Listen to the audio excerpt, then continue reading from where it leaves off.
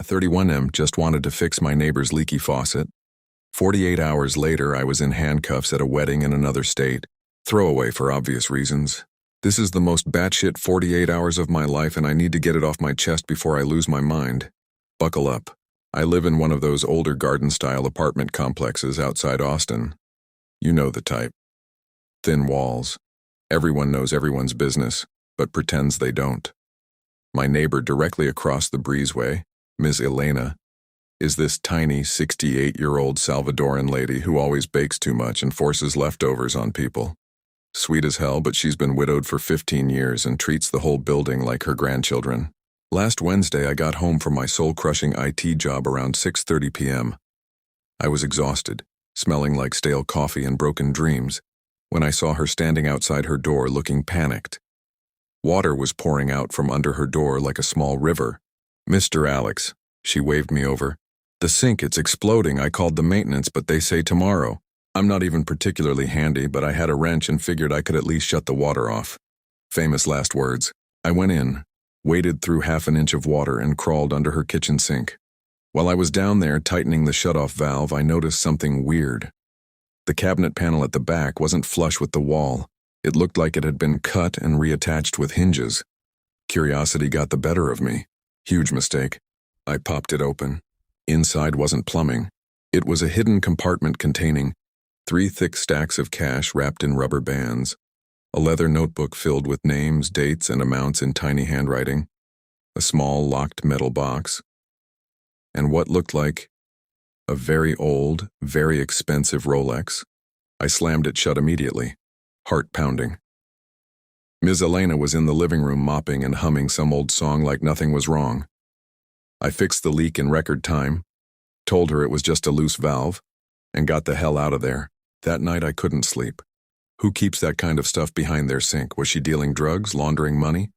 I convinced myself I was overreacting. Sweet old Ms. Elena? No way. Thursday morning. Everything goes off the rails.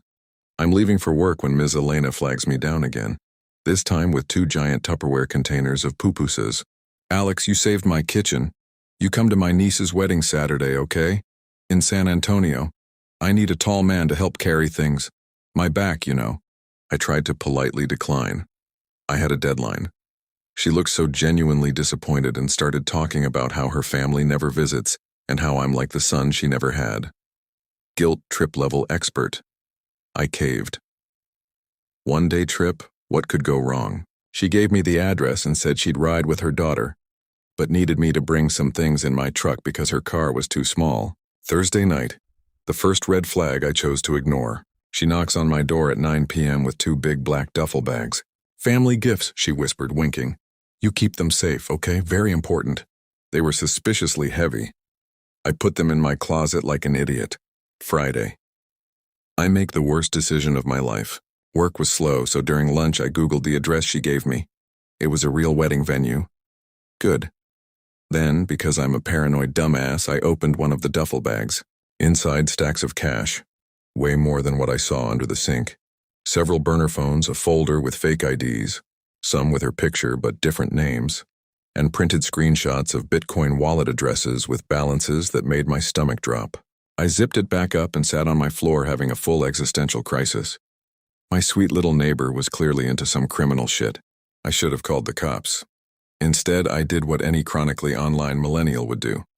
I went down a rabbit hole trying to figure out what I was dealing with. The notebook, yes, I looked, had entries going back to 2018. It wasn't drugs. It looked like some kind of underground lending operation mixed with wedding stuff. There were notes like Rosa's daughter, 8K for venue, 22%, and Miguel needs papers, extra 3K. I put everything back exactly as I found it. Decided I'd go to the wedding, help her, then quietly distance myself when we got back. Classic Alex avoidance strategy. Saturday, the day reality broke. I show up at 7 a.m. like a good little idiot. Ms. Elena is dressed up beautifully, all smiles. We load the duffel bags into my truck, along with about 15 other bags of what she called wedding supplies. The drive to San Antonio is mostly normal. She tells me stories about her late husband, how they escaped El Salvador during the Civil War. I'm starting to feel guilty for snooping when suddenly she says, You know, Alex, you're a good man. Single. My niece Camila is 29, very pretty, works in marketing. You two would make beautiful babies. I laughed it off, she didn't. When we get to the wedding venue, this big, beautiful ranch-style place outside the city, things get surreal fast. There are like 180 people. Half of them keep coming up to Miss Elena and kissing her hand like she's the godfather. Men in suits slip her envelopes.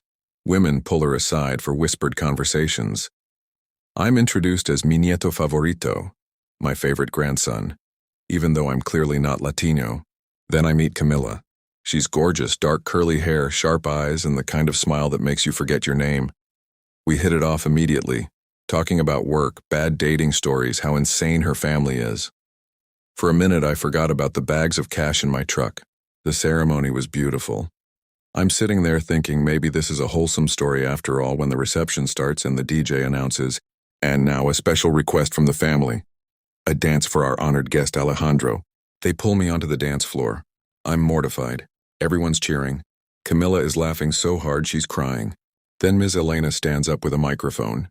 I will never forget what she said next. Thank you all for coming to celebrate love. But today we also celebrate justice. This man, Alex, he helped me when no one else would. And now, he's part of the family. She raises a glass. And may the men who killed my husband in 2009 finally get what they deserve, salud. The entire room goes dead silent for 3 seconds, then erupts in cheers like she just announced free drinks. I'm standing there like a statue. That's when the FBI shows up. Not even joking. 2 guys in plain clothes flash badges right as the cake is being cut. They're looking for Elena Vargas in connection with an ongoing investigation into a cross-border money lending and witness protection-related operation. Chaos. People start scattering. I'm frozen. Ms. Elena grabs my arm, calm as hell, and says, Alex, the blue duffel, backseat now. I don't know why I did it. Maybe Stockholm Syndrome, maybe I'm just stupid. I ran to my truck, grabbed the blue duffel, and brought it to her. Inside was a change of clothes for her, a wig, and what looked like diplomatic papers. She hugged me tight, whispered, You're a good boy. Forget this number, and slipped a burner phone into my pocket. Then she disappeared into the crowd with 2 of her cousins, while the feds were still trying to figure out who was who. Camila found me hiding near the bar 20 minutes later. You good? She asked, way too calm. I just aided and abetted a fugitive, I think. She laughed. Welcome to the family. Aunt Elena has been waiting for the feds to close in for years. She's been moving money for families who got screwed by the system since the 90s. It's not as bad as it sounds. I stared at her. She kissed my cheek. You should probably leave before they start questioning everyone. I'll call you. Sunday morning. Current status. I'm back in Austin. My truck still smells like pupusas. There are 3 missed calls from an unknown number with a San Antonio area code. The burner phone Ms. Elena gave me has 1 text. Thank you, Nieto. The faucet is fixed. Don't worry about the leak. I haven't gone to work. I'm sitting here eating cold pupusas and Googling how witness protection works and whether I can get in trouble for this. Camila just texted me a picture of the wedding cake with the message, Still think my family is too crazy for you? I don't know what the fuck is happening. Part of me wants to block everyone and pretend this weekend never happened. The other part keeps replaying that dance with Camila and thinking about how completely alive I felt for the first time in years. So yeah, I fixed a leaky faucet and accidentally joined a crime family that apparently has a moral code. AETA for not calling the cops immediately? Or should I just marry into this insanity and see what happens? Update 1 hour later. The burner just rang. It was Ms. Elena. She's in Mexico. She says she left me a small thank you gift under my sink. I'm terrified to look. Wish me luck, Reddit. I think my quiet life is over.